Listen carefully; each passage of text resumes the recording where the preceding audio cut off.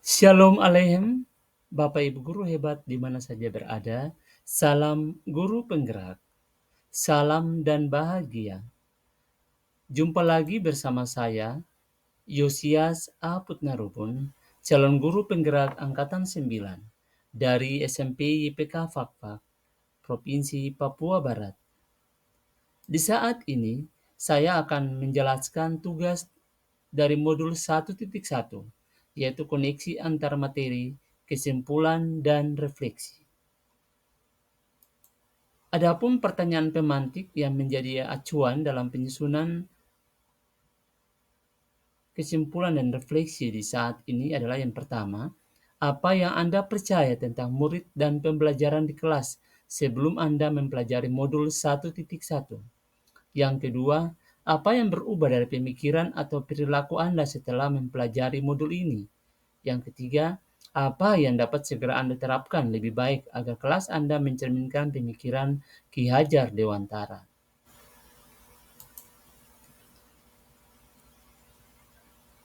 Pertanyaan pertama kita akan menjawab bersama yang saya percaya tentang murid dan pembelajaran di kelas sebelum saya mempelajari modul 1.1 adalah yang pertama, guru mendominasi pembelajaran, di mana pembelajaran hanya berpusat kepada guru.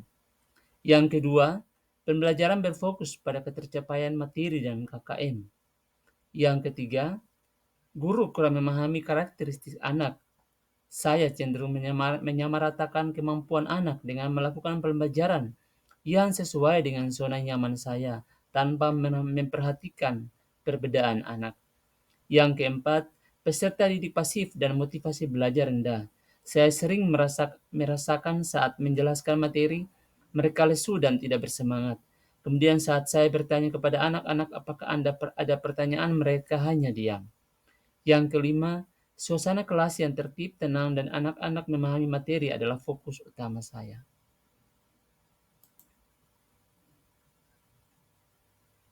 Pertanyaan yang kedua, apa yang berubah dari pemikiran saya setelah mempelajari modul ini? Yang berubah dari pemikiran saya setelah mempelajari modul ini adalah yang pertama, guru bukan satu-satunya sumber belajar. Anak diberikan kemerdekaan untuk menggunakan berbagai sumber belajar dari mana saja. Tugas guru adalah menuntun, mengerahkan, dan membimbing anak agar anak terarah. Yang kedua, pembelajaran yang berpusat pada peserta didik. Dengan aktivitas pembelajaran yang berpusat pada anak, maka anak lebih aktif karena anak terlibat dalam pembelajaran sehingga mereka dapat mengkonstruksi pengetahuannya. Yang ketiga, menghargai setiap karakteristik belajar anak. Anak terlahir berbeda. Setiap individu memiliki keunikan masing-masing. Saya menyadari bahwa dengan adanya perbedaan ini akan menjadi pembelajaran yang lebih berwarna. Bagaimana sebagai seorang pamong saya harus dapat menuntun anak sesuai dengan kodratnya.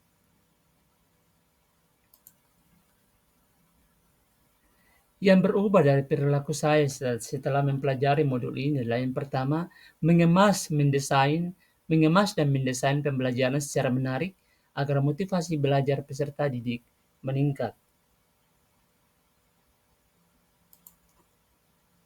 Yang kedua, memberikan kemerdekaan kepada peserta didik.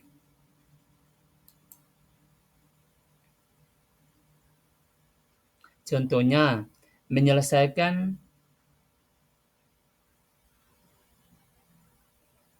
tugas sesuai dengan kebutuhan peserta didik dengan kreativitas mereka masing-masing.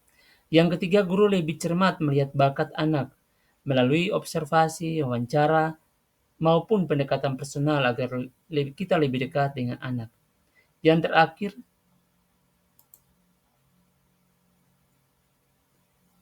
pembelajaran yang menuntun anak sesuai dengan kodrat alam dan kodrat zaman.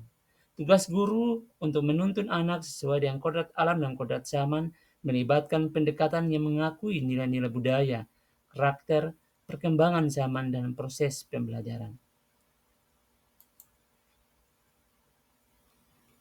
Pertanyaan yang ketiga, yang dapat saya terapkan lebih baik agar kelas saya mencerminkan pemikiran Ki Hajar Dewantara adalah yang pertama, mendesain pembelajaran yang berpusat pada peserta didik. Yang kedua, menerapkan pembelajaran berbasis kearifan lokal dan budaya setempat. Dan yang ketiga, menerapkan konsep merdeka belajar dan mengintegrasikan setiap pembelajaran dengan pencapaian profil pelajar Pancasila. Yang keempat,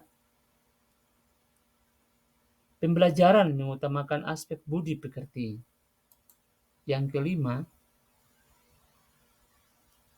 menerapkan sistem AMONG, pendidikan yang menuntun bukan menuntut.